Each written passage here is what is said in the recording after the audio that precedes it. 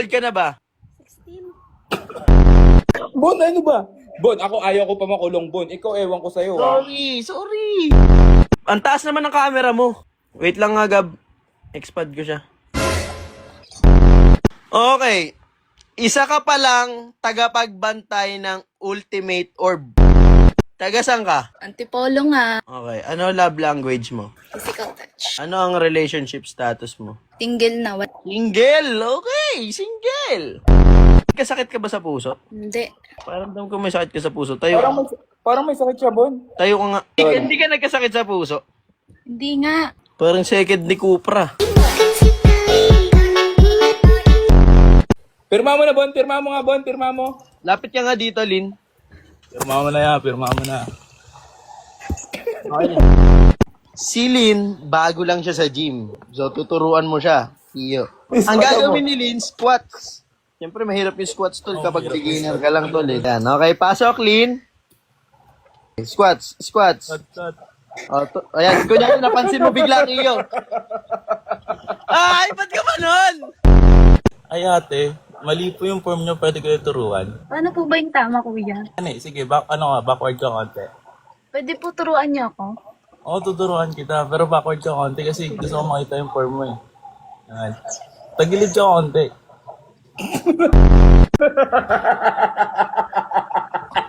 Tagilid ka konti. Tapos, try mo ulit mag-squat. Medyo nakausli yung glutes mo eh. Para hindi ka mabalik.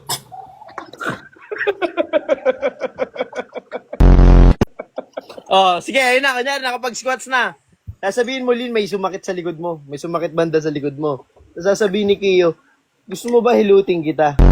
Sige nga, pasuyo, hilutin mo ako. Tapos dito. Di ba kaya nihilot ka na dyan?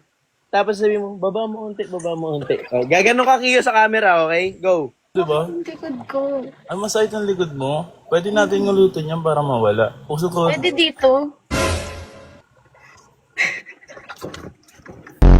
Kaya sumakit yung likod ko. Sumakit. Gusto mo hilutin ko para medyo mawala yung sakit.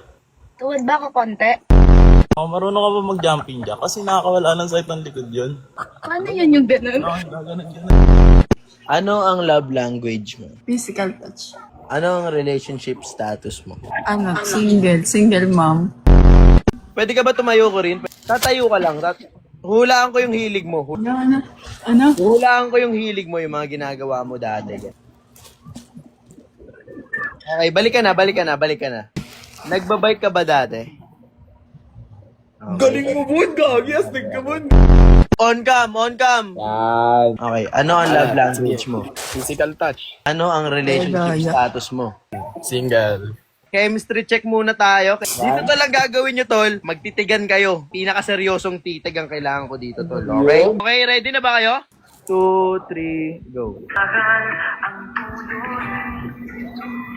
Kulay maligaya, pag-ibig nga ang susi, nararapat lang ibahagi. Itong tema natin, kukunin natin sa The House of Us. Napanood nyo na ba yung The House of Us?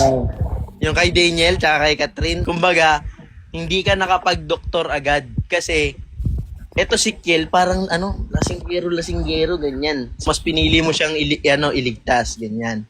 Kumbaga, alagaan, ihatid sa bahay. Tapos ikaw ko rin, gusto ko, hindi mo ba ako na-appreciate? Mas pinili kita kaysa sa career ko. Parang ganun. Pikit muna kayo parehas. Pakita nyo yung mukha nyo, buong mukha nyo gusto ko makita. Pikit kayo. Okay? May piplay ako music, so kailangan damhin nyo lang yung music. Okay? Damhin nyo lang. Okay, damhin nyo lang.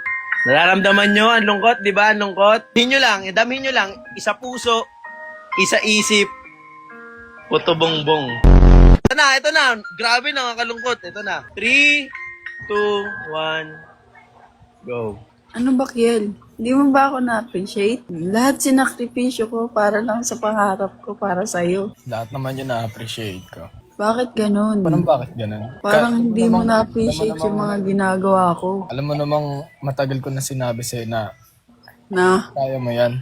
Na wag mong iiwan yung pangarap mo. Dahil nandito lang naman ako. nandyan ka nga pero iniwan mo pa rin ako. Iniwan?